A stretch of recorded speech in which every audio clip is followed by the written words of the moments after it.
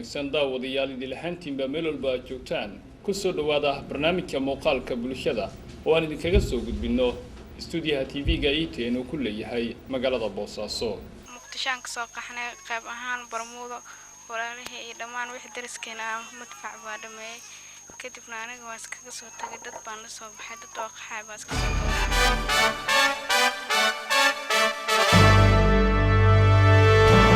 colaadda xamar waa xanuun wada haya dhammaan ummadda Soomaaliyeed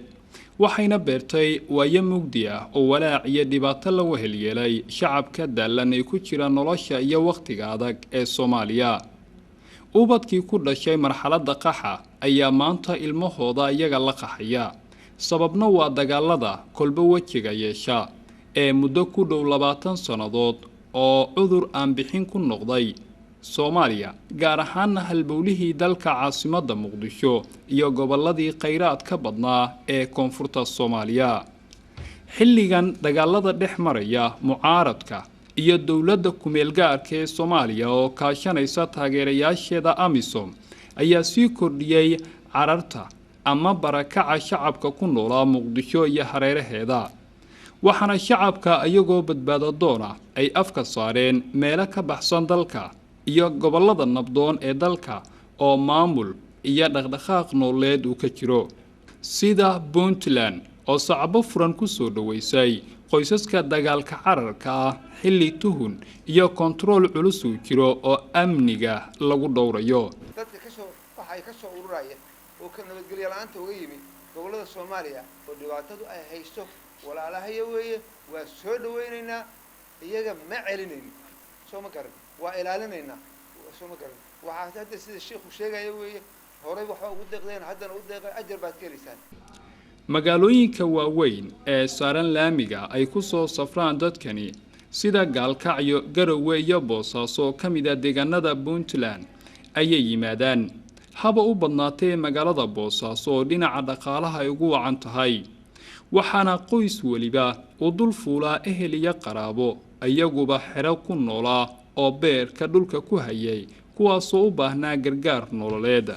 maalin waliba dad cusub oo soo barakacay ayaa soo gala xerooyinka oo ay ka mid tahay Kaam Shabeelle oo ay horay u deganaayeen qoysas ka yimi intooda badan Ethiopia sida deegaanada Qalaafe iyo koonfurta Soomaaliya.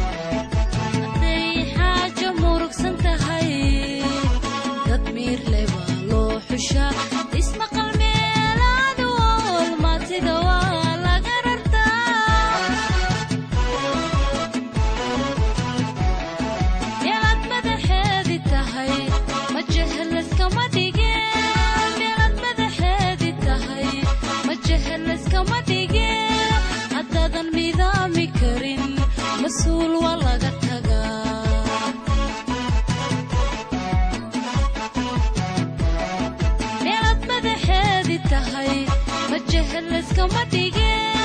ميلاد مدحيدي تهي ما جهل اسكما ديجي حتى ذنبي دامي كريم مسؤول والله قتها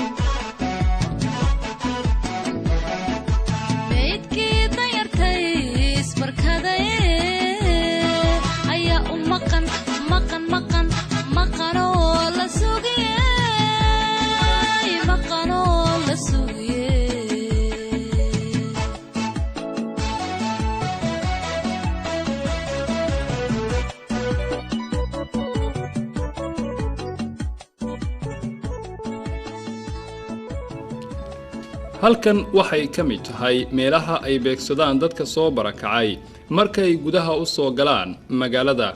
waxaana haatan idiin muuqanaya dhismooyinka aqalada ka samaysan cooshadaha oo astaan u ah dadka qaxootiga ama barakacayaasha gudaha Soomaaliya waa hooyo dhibaataysan oo nolosheeda ay saameeyeen dagaalada Muqdisho kuna reebay xusuus muruga badan taasoo keentay inay ka soo cararto hoygeedii Muqdisho oo ayadoo aan waxba haysan ay soo gasho magaalada Boosaaso oo aanay cidna ka aqoon Xaliime Ibraahim Dhuxul walaalo waxaaninkayga anaga oo cashaynayna ayaa madaafiic ay nagu soo fadhiisatay tadaba cunug iyo odaygayga meeshay ku dhinteen hal gabadh oo yar baa iiga fiigtay muslim yaa abaan meeshan ka soo baxay waxaan imid ceelasha biyaha gaajo iyo raad iyo dhibaato ayaan kaga soo baxay waxaan imid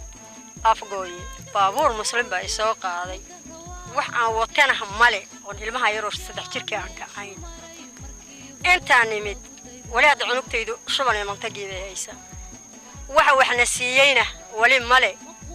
nimanka muslim baanu ku mahadina anagoo 10 ah ayaa ku jirnaa meesha aan imaanay nagu hooy ma haysano waxooy aan haysanaa ma jirto haba yaraatee waxaan cunana muslimka islaamiyada wax karsada ayaa jaqafka noogu keena halkan waa meel sida hool loo dhisay waxaana ku wada jira dhammaan dadkii soo galay maalmihii u dambeeyay xerada Kaam Shabeelle ayagoo maalintii oo dhan sidan ciriiriga badan ku wada jooga si ay uga gabaadaan cadceeda kulul waxaana halkaasi lagu keenaa raashin oo qoys waliba saxan loogu soo qaaraamo ama looga soo qaado taasina waxaa keenay dadka oo ah intooda badan kuwa iska soo cararay markii ay heladooda ku leedeen dagaalada Muqdisho oo ay waayeen farxadii ay ku noolaayeen iyo nabadgelyo waa gabar 15 jir ah oo nolol wacan ku haysatay gurigeeda Muqdisho oo ay la noolayd waalidiinteeda iyo walaalaheed laakiin maanta dunida ayaa ku weheliya Saar Cabduqaadir Muxtaar Muqdishaan ka soo qaxnay qayb ahaan Barmuudo walaalihii iyo dhammaan wixii dariskeena madfac baa dhameeyay kadibna aniga waan iskaga soo tagay dad baan la soo baxay dad oo qaxay baa iska soo dawraacay haddana halkan ma iska jooga adigu dad iska soo tagay oo soo qaxayoon ba soo raacday hada qof dhan intii ma joogo walaalkay baa inta ku arkay oo kaliya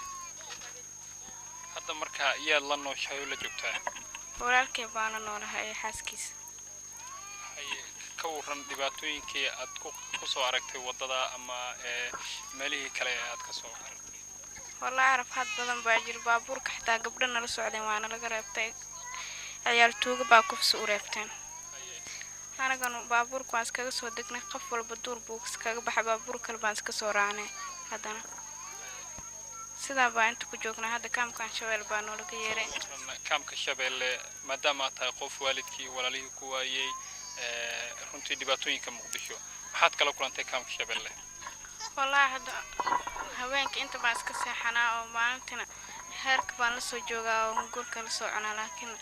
hoy baan u baahanahay oo seexano tani waa waxyeello aad u xanuun badan marka aad aragto ama aad la sheekaysato dadkan dhibaatooyinka qof waliba ka keenay Muqdisho oo uu u soo doorbiday xere ay ku nool yihiin dad soo barakacay oo u jirta masaafo ku siman 1500 kilomitir. والله waxaan joogaa maanta 12 malaan intaan joogo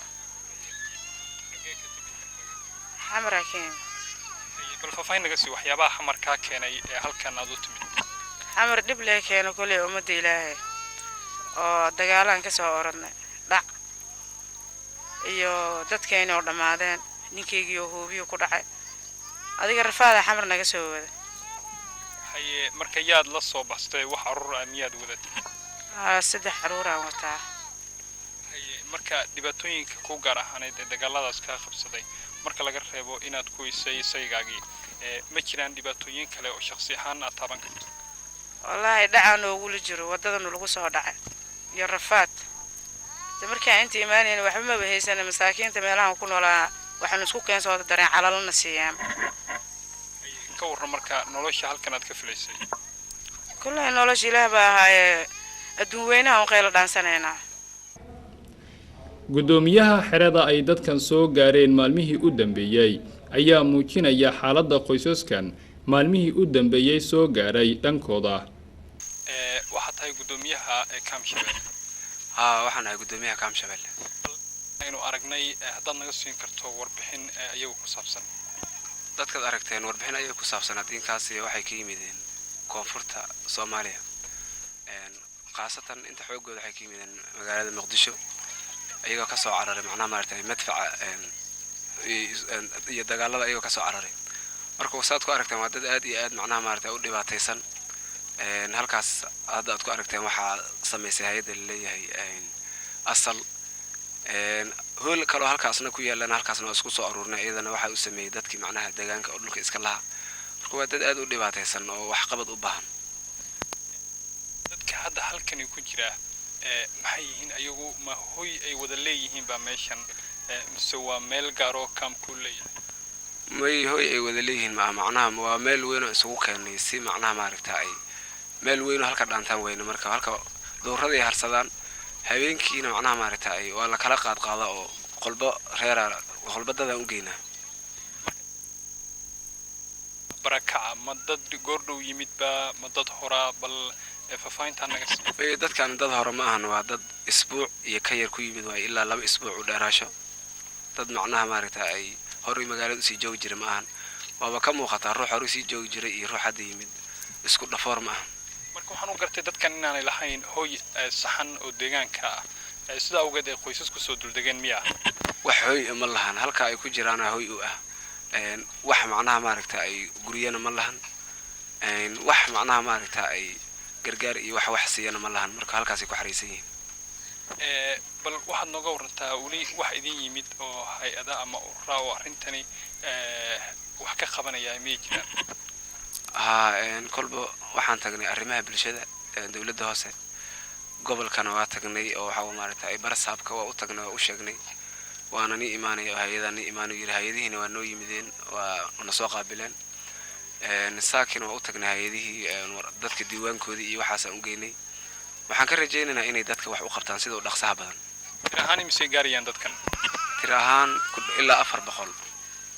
ilaa 400 tirahaan intaas gaarayaan qoys ahaan markaynu dhahno qoys ahaan 400 qoys ay dhanyihiin inta hadda noo diiwaan gashan 400 qoys laakiin dad kale oo macnaha maartay ayagana soo galay jirta laakiin diiwaanka ka hor dhacay waa barkado ay biyaha ka cabaan dhammaan in ka badan 450 qoys oo xeradaasi ku nool waana wax qabadka hay'ad qura ay u samaysay dadkan oo aan haysan hoy iyo raashin ay ku noolaadaan Be the first to know ETN when and wherever you are. daawadayaal waxaad daawanaysaan waa barnaamijka muuqaalka bulshada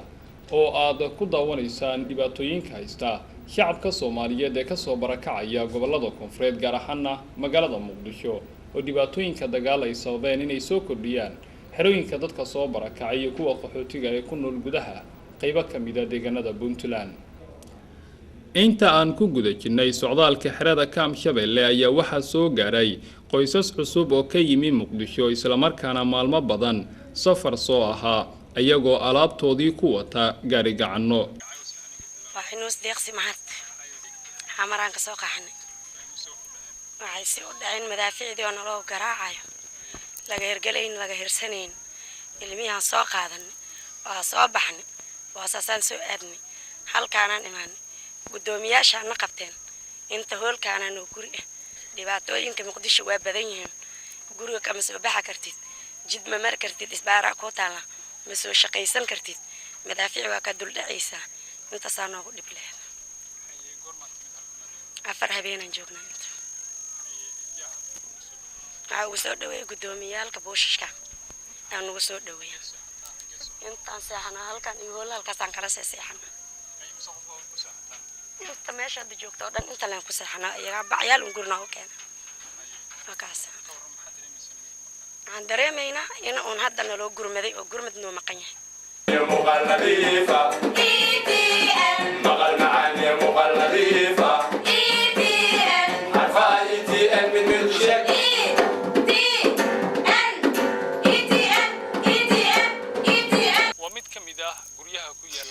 Kaam Shabeelle oo ay ku nool yihiin qoysaska ka soo barakacay magaalada Muqdisho iyo meelo ka mid ah dhinaca kilka shanaad ee Soomaalida ay ku nooshahay ee dalka Itoobiya.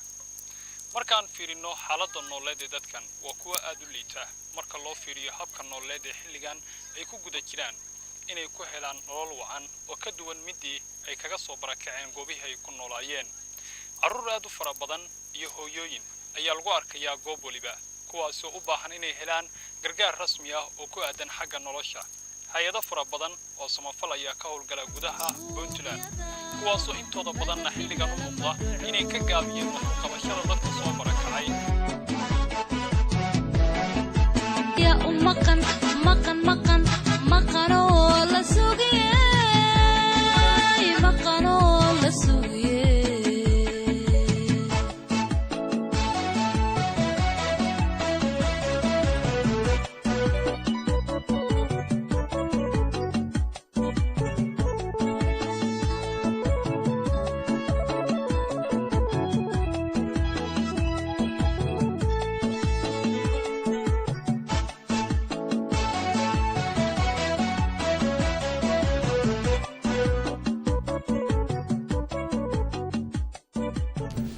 waa hooyo aad u daayar waxay sidataa ubadkeeda oo ay kala soo carartay nolol cabsi badan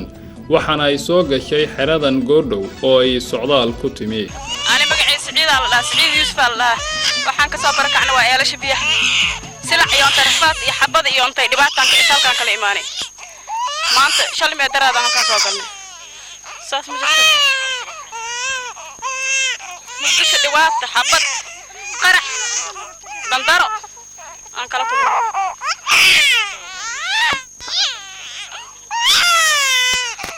وده واحد بس أركن هل كان أصابر كان هل كانوا هو يكمل هيسن فات إذا ندرع هل كان هيسن حدا قبل ولا عليه أسكو كرفولة أساس مجفوف ها كوا واحد جرا إن دباتين مقدشة كلا كل ماي إن رجوا دي ماش كسر إنتين مدفع كل عاي ولا له مدفع كل عاي إن كوا كلا واحد جرا أيجا نحوا مرتين وده اللي قصة كوب جرا ما كده دباتين أدي وبدنتها لما عدي ذكره وحاول مرتين دباتين وبدن دباتين carruurta ku nool xeradan waxa ay la liitaan nafaqa darri intooda badan iyo cimilada ay soo galaan oo ay ku adag tahay inay la qabsadaan waayo magaalada Boosaaso aad bay uga kulushahay marka loo eego magaalada Muqdisho. guud ahaan daawadayaal intaa ayaan ku soo afmeeraynaa toddobaadkan barnaamijkeennii muuqaalka bulshada ee aad kala socoteen TV-ga ATN studio-ha uu ku leeyahay magaalada Boosaaso. barnaamijkan dhinaca film qaadista waa Daadir Haarun dhinaca hagaajinta iyo farsamaduna waa Mahad Xasan Gudaal anigoo Maahir Jaamacadana ayaa idin soo saaro idin la socodsiinayay intaan dib u kulmayna khiyaaray idil ahaantiinba meel walba dunida aad ka joogtaan waxaan idin leenahay nabadgelyo.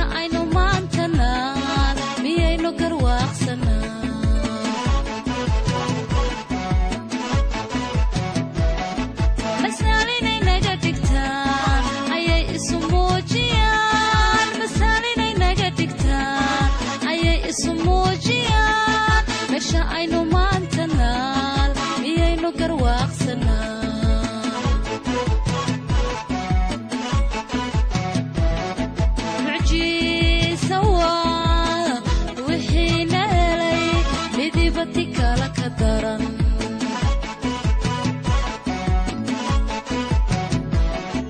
mucjiisa waa wixii naalay midibati kala ka daran